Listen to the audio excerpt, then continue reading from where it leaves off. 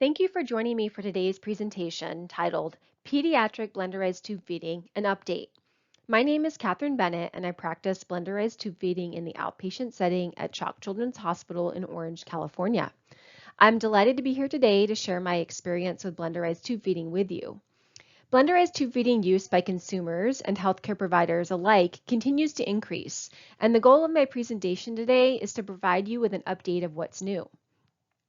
As we all get more experience and more comfortable with blenderized tube feeding, we have identified common troubleshooting methods to help ensure blenderized tube feeding goes smoothly.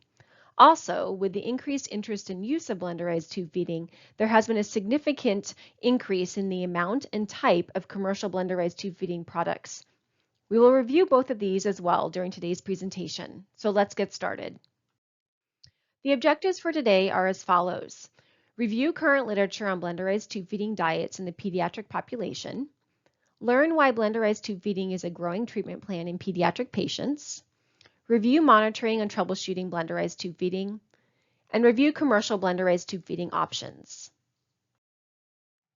It seems the blenderized tube feeding world continues to expand, both in consumers who are interested and providers who support it, as well as research.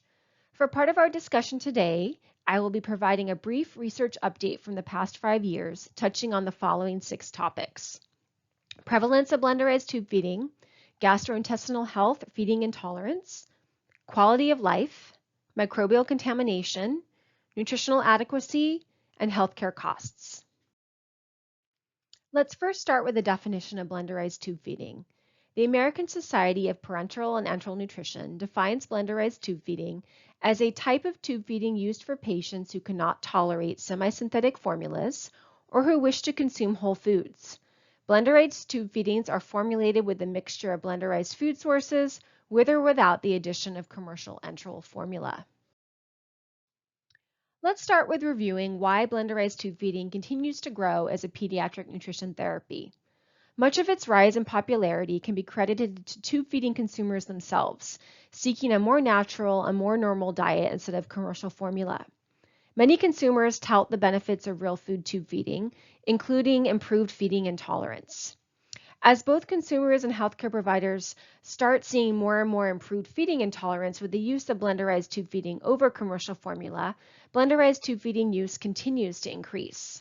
Now we even have clinical evidence to support improved outcomes with blenderized tube feeding. One of these improved outcomes is gastrointestinal health and feeding tolerance.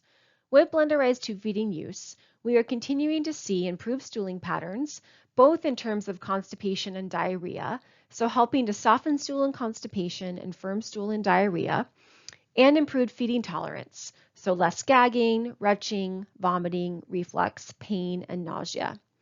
A fascinating area of research is the gut microbiome. One theory as to why blenderized tube feeding improves gut health and feeding tolerance is its effect on the bacterial diversity in the gut. On the right-hand side of the slide, I have summarized some key studies completed in the past 5 years that have documented improved GI health and feeding tolerance with blenderized tube feeding. I'd like to highlight the BLEND study done by Kelsey Gallagher and her team from the Hospital for Sick Children in Toronto, Canada.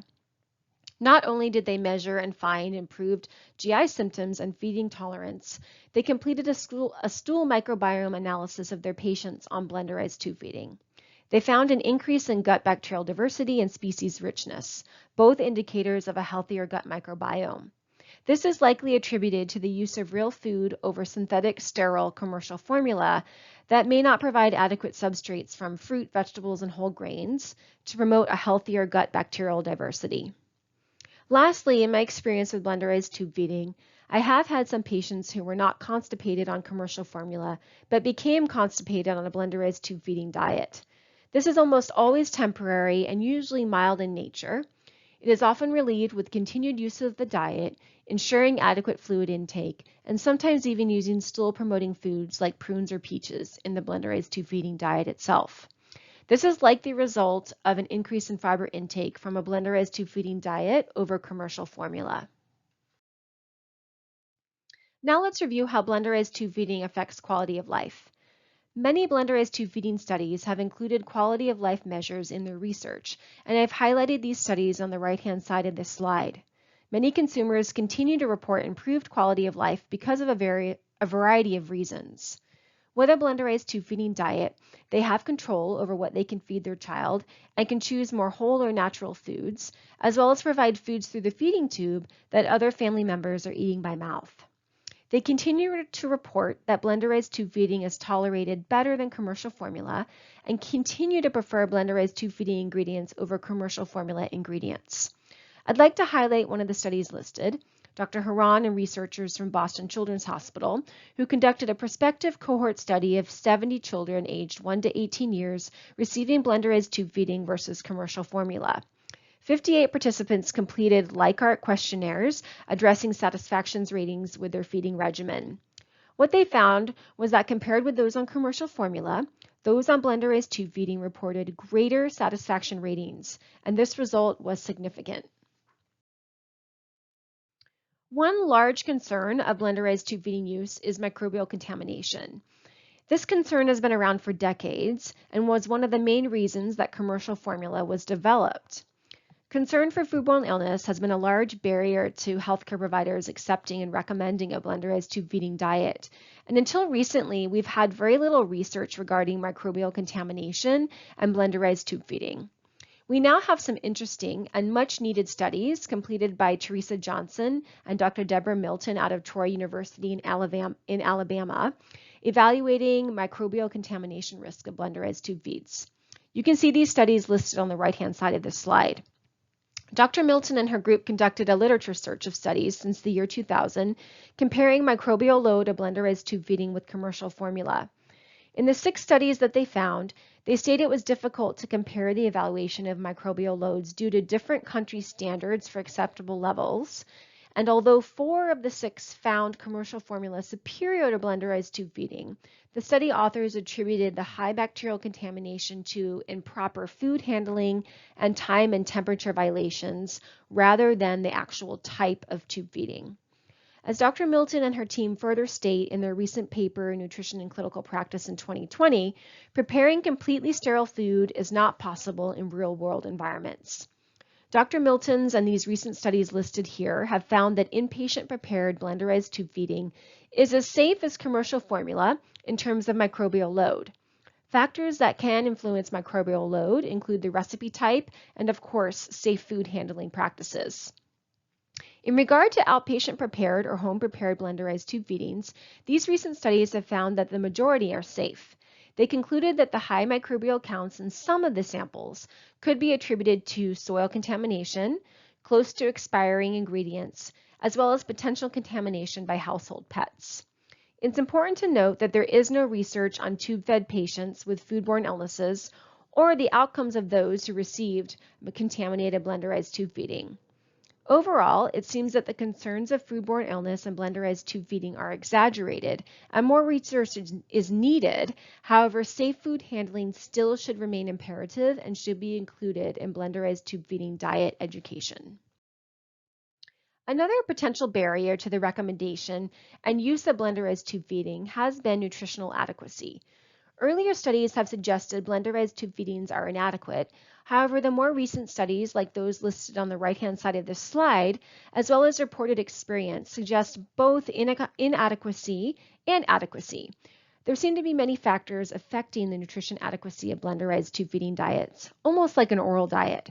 Blenderized tube feedings can be inadequate in calories for some children, whether that means they are not meeting their estimated calorie needs that kept them nutritionally stable on commercial formula, or whether they actually need more calories on a blenderized tube feeding diet versus a commercial formula diet. In various studies, many parents report stable growth and weight gain, while other studies report the need for a higher calorie intake on a blenderized tube feeding diet to maintain the same rate of growth. Also, a blenderized tube feeding diet can be at risk for other inadequacies, including other nutrients like essential fats, sodium, calcium, carbohydrates, and vitamin D. These are the most common ones that I find in my practice.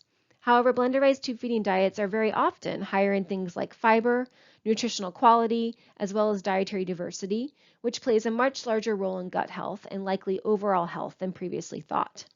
Many times, nutritional inadequacies inadequacies of a blenderized tube feeding diet can be easily fixed through the adjustment of the blenderized diet recipe, increasing calories in the diet, addition of table salt, or supplementing extra vitamins or minerals, but also by providing education about their child's nutrition needs to the parent or caregiver. It is recommended that medically complex patients on blenderized tube feeding are closely monitored as acute changes in their health. This could be more frequent surgeries or illnesses or complications or medication changes may happen more often than in a less medically complex patient. And lastly, both studies as well as experience suggest that involvement by a registered dietitian nutritionist is critical to help patients achieve adequate nutrition and meet growth goals on a blenderized tube feeding diet. We are now moving on to the last of our 6 topics, focusing on blenderized tube feeding, healthcare costs. This is very exciting to me, as we all know money talks, and if we can improve health outcomes and save healthcare dollars, this is a win-win for everyone. We've reviewed this study by Dr. Haran and her colleagues earlier in this presentation when discussing improved quality of life. However, this study is the first of its kind in that it was able to show that blenderized tube feedings are associated with decreased healthcare use and costs.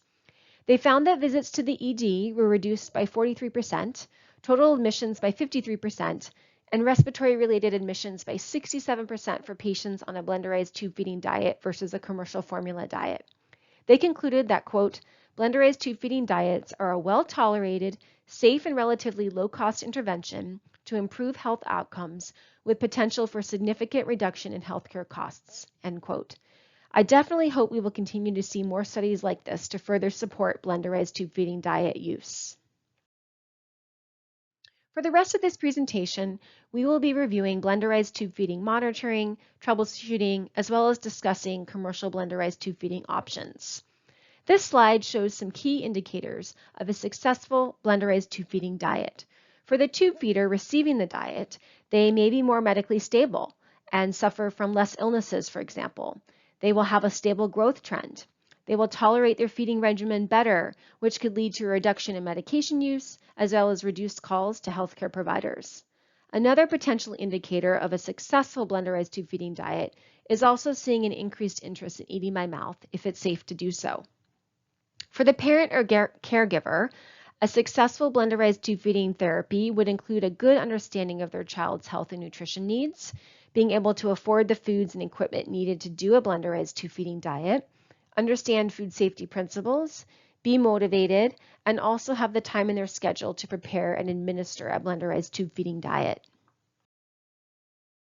I'd now like to review some strategies for monitoring and troubleshooting a blenderized tube feeding diet if problems occur.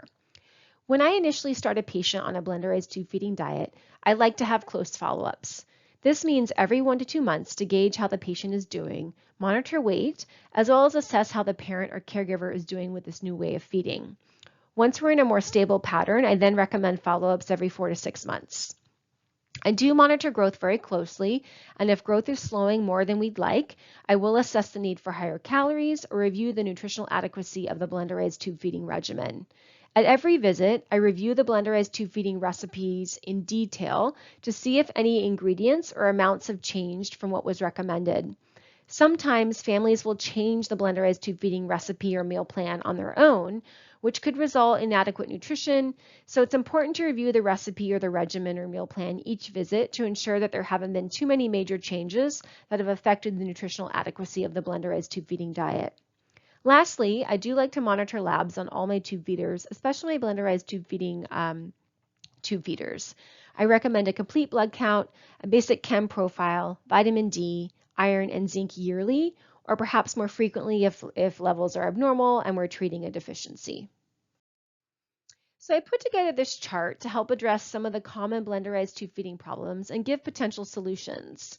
At the top, you will see the common blenderized tube feeding issues listed. So from left to right, we have too thick, inadequate vitamins and minerals, lack of essential fats, inadequate calories, and low in carbohydrates.